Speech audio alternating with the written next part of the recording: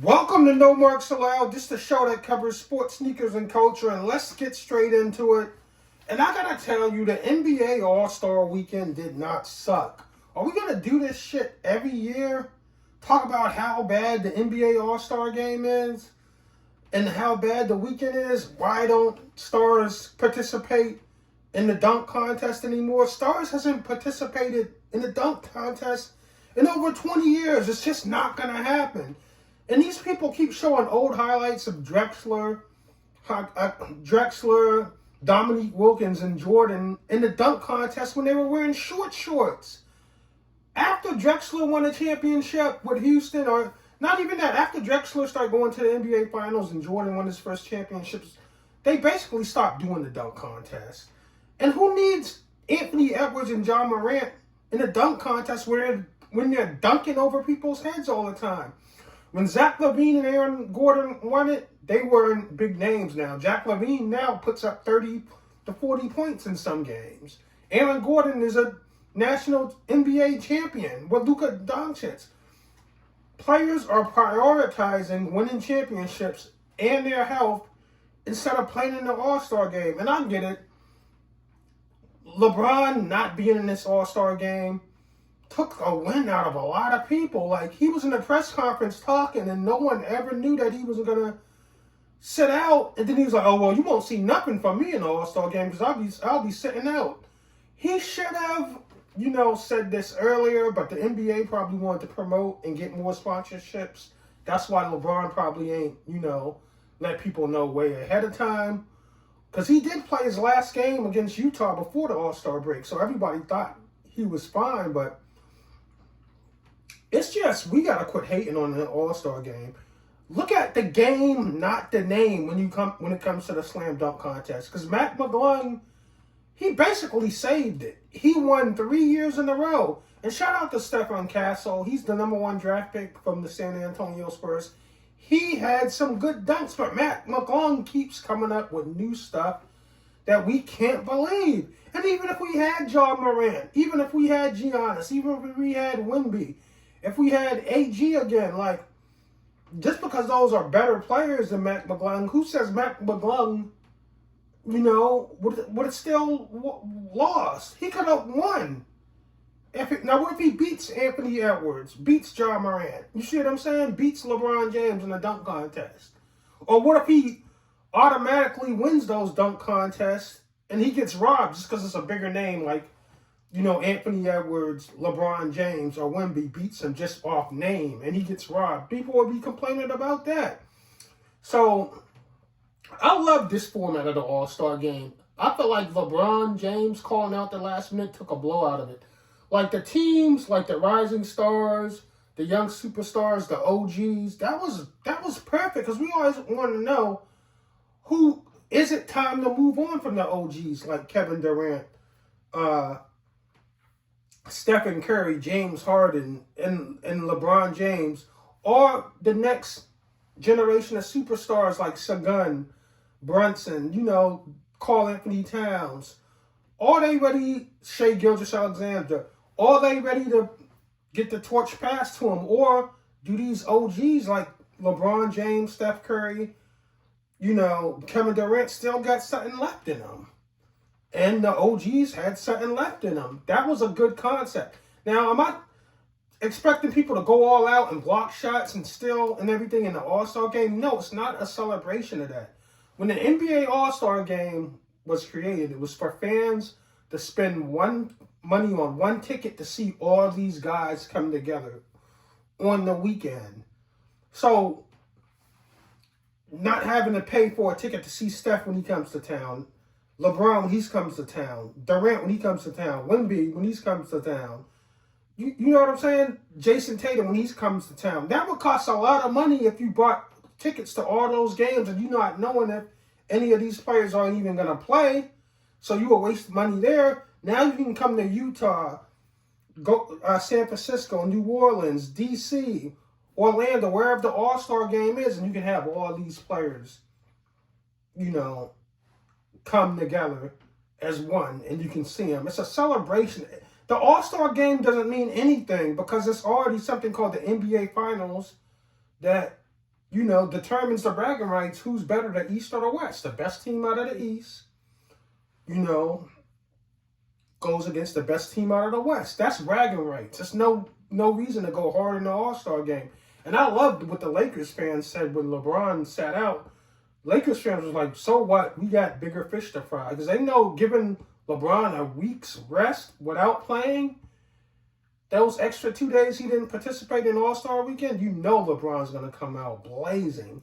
When arrested LeBron, when he gets an excuse to have 5 days off and not missing any games because you don't play again until Thursday, well, the Lakers play on Wednesday because they make up their game against the Hornets, you're going to get a more energized LeBron James. So I just disagree on the fact that this All-Star game weekend was bad. I think it was great. And in the next segment, I'm going to tell you why.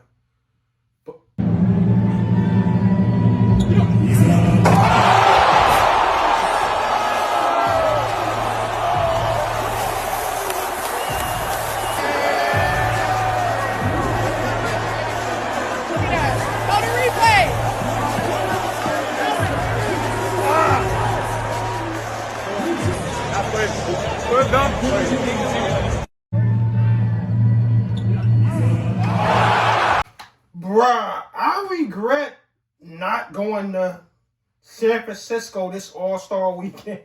Because here's another reason NBA All-Star Weekend didn't suck. Did you see the sneakers they dropped this year? From the Kobe All-Stars. The Galaxy foam posits. People got a chance to get the Galaxy foam posits early. The Union Jordan 1s. The Nike SB Navies. Yo, they had an old school sneakerhead love for the game energy in San Francisco. I'm looking on Instagram and there's people lined up all the way around the corner like it's first come, first serve, no raffles. I'm like, man, Nike in 2025, we heard about them releasing all the great shoes that we loved in the past that was hard to get, that they was going to release them in 2025. From the undefeated 4s, the Galaxy foam posits, the Union 1s, half of what they was dropping was at All-Star Weekend in San Francisco. Even the white cement 4s, I am so upset I ain't go to All-Star Weekend. Can't nobody say nothing about All-Star Weekend. Because this was one of the best. When you had the dunk contest, you had the new format. And they should keep doing this format because it's going to get better. LeBron's going to play one of these times. I think LeBron took the gas out of it by not playing. But yeah, these sneaker releases was wild. I had the Galaxy foam posits from 2012, and I remember 13 years ago when they released those, it was all hell breaking loose. I remember everybody canceled their release, and for some reason, everybody said Mondawmin Mall in Baltimore was getting them. I swear to God, it was like 2,000 people. They counted 2,000 or more people outside Mondawmin waiting in line for security to open the door and says, okay, this is who has the, Galaxy foam posits. Now, good goddamn well, they not opening that door, but people were sitting there waiting. Hopefully, they was by the right entrance. But man, that was crazy. I remember I was one of the guys that they brought in the store to get the Galaxies, and you had people like Ray Rice calling from the Baltimore Ravens saying, can you hold me up here? I'm coming to grab him. He's like, nope, we already picked the guys outside. That story was crazy. But the white cement 4s that don't drop until May, they were available. The Unions that don't drop until like the 28th, they were available. The foam posits that don't drop until the 21st, they were available. Even sneakers that was supposed to drop in March, like the SB4s, the Navy, they were available. So it's more than just about the game when it comes to All-Star Weekend. It's about the fans. It's about the culture. Sneakers are a big culture within the NBA, and that's what people got to understand. When you hear these sportscasters talking about, oh, it sucked, the game is not competitive. Well, why is it sold out every year? And why is it fans coming from all over the world to see it? Quit quit saying the All-Star game and the All-Star weekend suck, because you don't know what you're talking about. It sucks for you, but it doesn't suck for the rest of the fans and the NBA. And I think Nike and the other sneaker companies need to keep doing this to keep the All-Star game alive. Bring those sneaker releases out, because I know next year Nike can bounce back. You know what I'm saying? If they say, okay, these are the releases we're going to have for 2026 All-Star game, and people is going to be on it. Because I know sneakerheads, they say sneakers die down, but I know some ambitious sneakerheads that would have flew out to San Francisco, got a tent, and waited outside them stores for hours with their phones and their chargers and their chairs, waiting 2 or 3 days for sneakers. I mean, if it's first come, first serve. I know it's changed a lot with the raffles, but yeah, that's why it's good to have All-Star Weekend in a hot city, because it's in February, and I know Oakland probably was cold. I don't know the weather, but I don't know. I know it ain't 90 degrees. Like, if it's in Miami, that's lit, because you can stay up all night in February in Miami, because it's going to be warm. Or somewhere like Houston, Texas, somewhere where it's hot all the time. Louisiana, New Orleans, waiting for sneakers for like...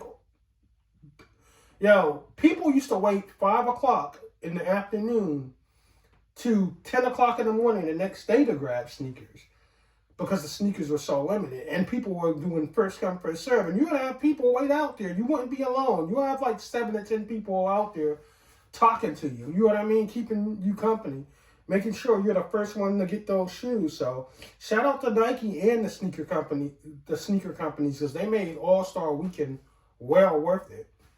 This is every sneaker I got during All-Star Weekend 2025. First off, we got the Union Jordan 1s in the Chicago Shadow colorway. I got lucky on the sneakers app and hit. Stay tuned for the full review on these. Got the Kobe 6 All-Stars for retail at Foot Locker. We got the Anta Kai 1 Speed, the Anta KT10 Shoe Palace exclusive Moneyball colorway, Anta KT10 Shoe Palace exclusive 3-point champion, and my favorite Anta pickup, the Anta Kai 1 Style. These are so sick and so crazy. I'm dropping a video just for these. Stay tuned. Jordan 1 Bread 85. Technically, this wasn't an all-star drop, but I was able to get a pair. Shout out to Shoe Palace. The Puma Ninja Turtles Mellow 1 Lows in the Baxter colorway. We even got the villain on the back. The Adidas AE1 in this chrome colorway. Absolutely insane. Shoe Palace exclusive Dame Dalla Adidas Superstar. Premium materials, great colorway, classic silhouette. This is a good shoe. 2 player exclusive Curry sneakers that only dropped at Shoe Palace. Yes, these are samples. We got the Curry 4 Flotro in the rose colorway, and we got the Curry 4 Flotro in the Wardell mode colorway. I do want the Met Galas though, so if anybody has those in a 10 or 10 and a half, give me a call. And last up, we got What the Bay Curry 12s, the MVP sneaker right here. So those are all my All-Star Weekend pickups. Let me know which one.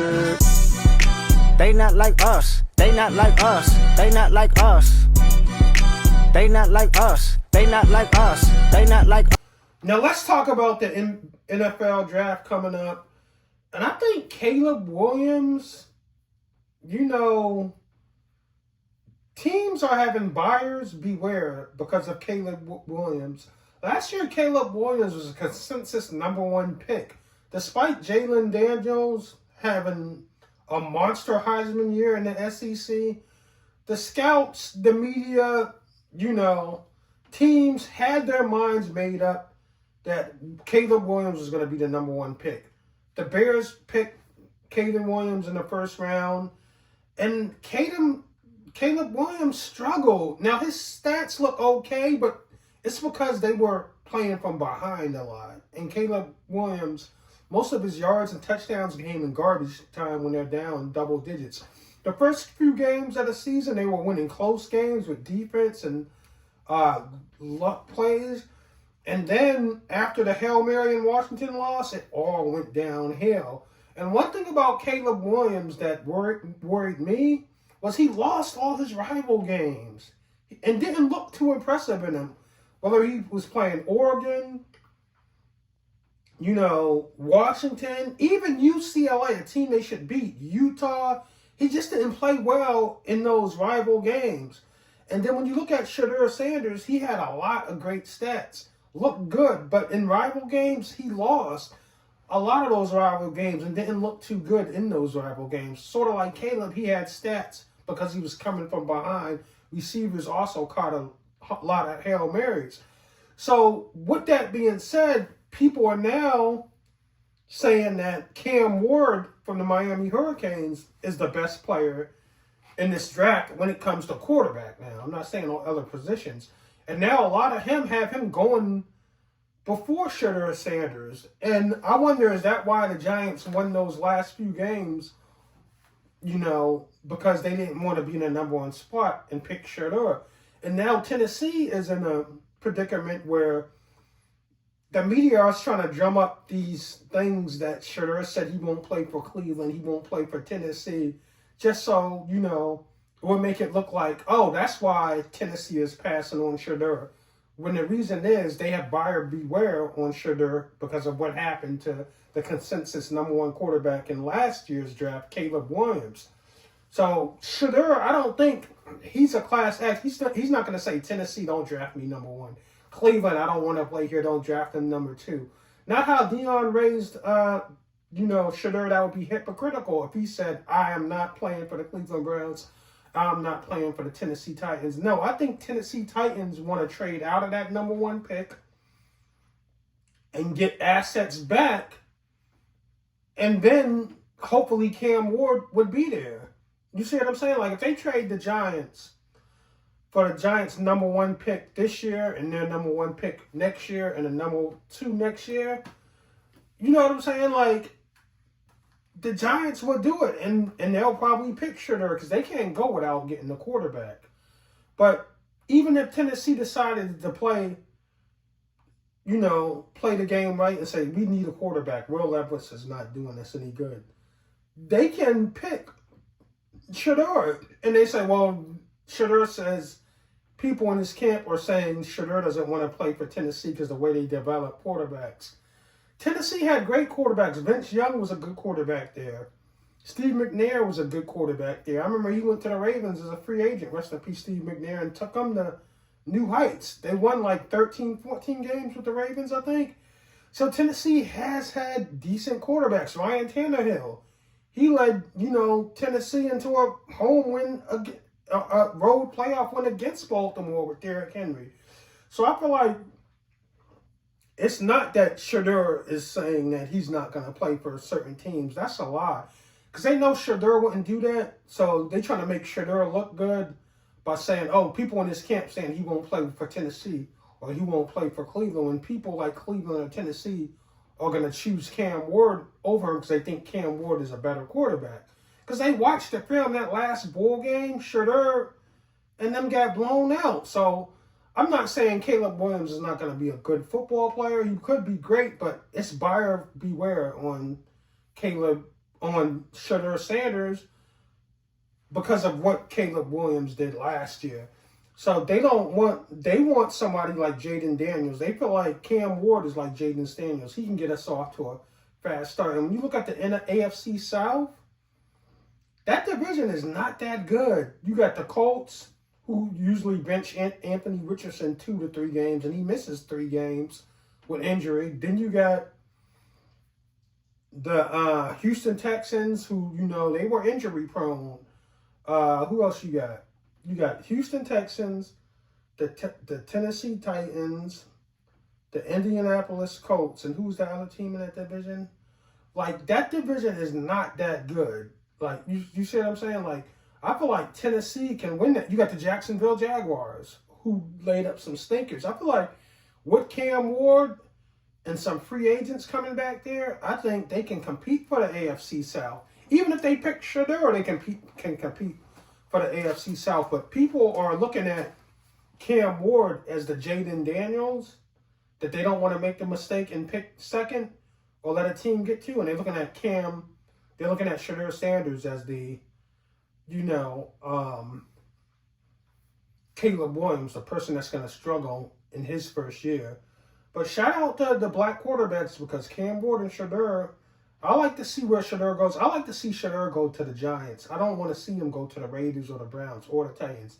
I think what the playmaker they got in New York from LSU, their wide receiver, I feel like Shedeur can make a great connection with him. You see what I'm saying? Because he had a record-breaking rookie season with DeVito And Daniel Jones, imagine if he gets chemistry with Shedeur, Malik Neighbors. Oh, the Giants can be out of there. You can have a great division. You can have a competitive division with the Giants, the Eagles, the Cowboys, and the Commanders. Like the NFC East can be stacked. All these good divisions and competitive divisions have good quarterbacks in all teams and all their teams.